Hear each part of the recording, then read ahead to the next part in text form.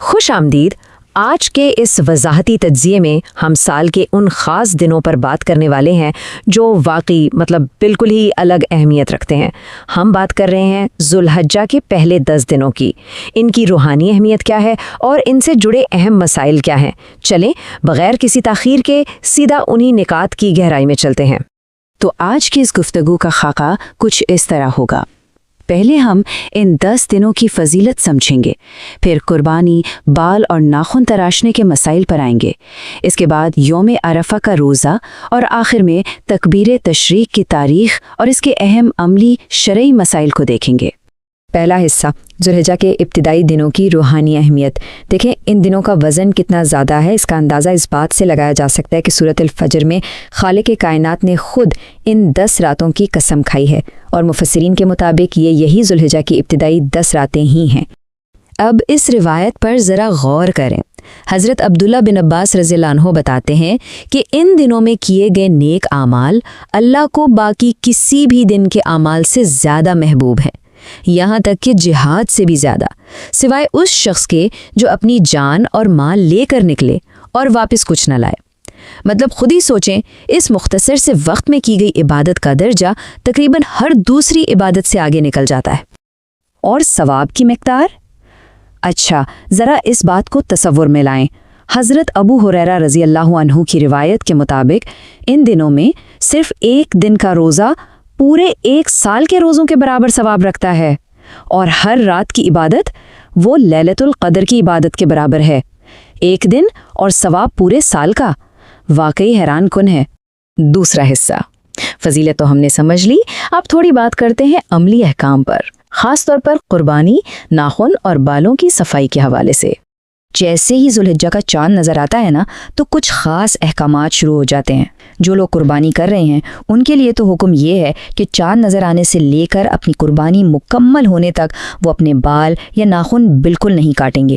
لیکن یہاں ایک خوبصورت بات یہ ہے کہ جو لوگ مالی استطاعت نہیں رکھتے، دین نے انہیں بھی محروم نہیں رکھا۔ اگر وہ افراد عید کی نماز کے بعد اپنے بال اور ناخن تراشتے ہیں تو انہیں بھی قربانی کا مکمل ثواب مل جاتا ہے۔ یہ کتنی زبردست اور سب کو ساتھ لے کر چلنے والی بات ہے۔ تیسرا حصہ، یوم عرفہ یعنی 9 ذو الحجہ کا روزہ۔ جو لوگ حج پر نہیں ہیں ان کے لیے اس دن کی روحانی اہمیت بہت ہی خاص ہے۔ اس ایک دن کے روزے سے کیا ہوتا ہے؟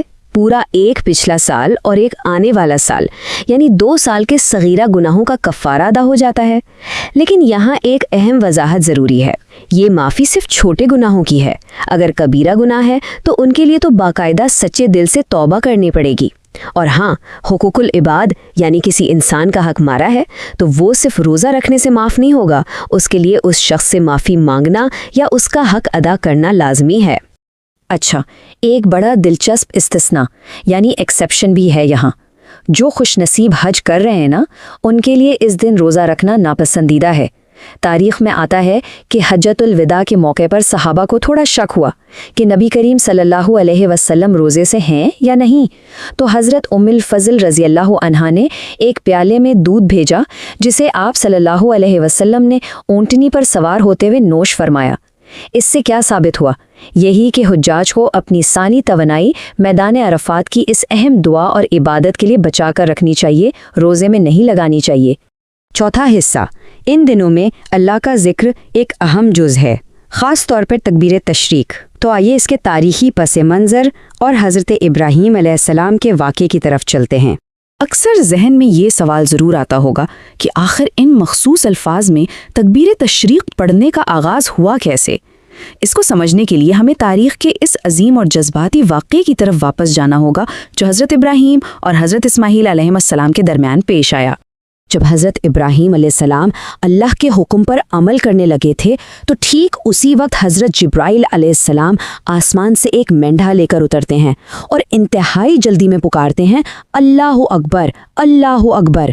حضرت ابراہیم علیہ السلام یہ آواز سنتے ہی جوش ایمانی سے جواب دیتے ہیں، لا الہ الا اللہ وللہ اکبر، اور پھر جب حضرت اسماعیل علیہ السلام دیکھتے ہیں کہ ان کا فدیہ آسمان سے آ گیا ہے تو وہ شکر کے جذبے سے پکار اٹھتے ہیں، اللہ اکبر وللہ الحمد۔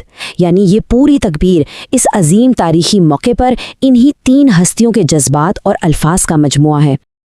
اور یوں یہ الفاظ مل کر وہ مکمل تکبیر تشریق بن گئے جسے آج ہم پڑھتے ہیں، اللہ سب سے بڑا ہے، اللہ کے سوا کوئی معبود نہیں اور تمام تعریفیں اسی کے لیے ہیں۔ عربی کے انہی مخصوص الفاظ کو پڑھنا ذوالحجہ کے ان آخری دنوں میں ایک انتہائی لازمی عمل بن جاتا ہے۔ 5واں حصہ، اب آتے ہیں کچھ فقہی اور شرعی نکات کی طرف، یعنی اس تکبیر کو پڑھنے کے اہم مسائل کیا ہیں۔ اس کا وقت بالکل طے شدہ ہے۔ یہ لازمی سلسلہ 9 ذوالحجہ کی صبح یعنی فجر کی نماز سے شروع ہوتا ہے، پھر 10 ذوالحجہ یعنی عید کے دن بھی چلتا رہتا ہے، اور آخر کار 13 ذوالحجہ کی عصر کی نماز پر اس کا اختتام ہوتا ہے۔ اس پورے وقت میں ہر فرض نماز کے فوراً بعد ایک بار یہ تکبیر پڑھنا واجب ہے۔ اب دیکھیں یہ واجب کس پر ہے؟ یہ تمام بالغ افراد پر یکساں لازم ہے، لیکن تھوڑا سا فرق ہے۔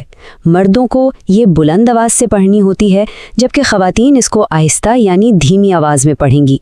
چاہے کوئی مسافر ہو یا مقیم، دونوں کے لیے حکم برابر ہے۔ اور ہاں، اگر کسی کی نماز کی رکعتیں چھوٹ گئی ہوں جنہیں مسبوق کہا جاتا ہے، تو جب وہ اپنی بچی ہوئی نماز مکمل کر کے سلام پھیر لیں تو اس کے بعد تکبیر ضرور پڑھیں۔ یہاں کچھ باریکیاں ہیں جو یاد رکھنی ہیں، کیونکہ یہ عمل وقت کے لحاظ سے کافی حساس ہے۔ جیسے ہی فرض نماز ختم ہو اسے فوراً پڑھنا ہے۔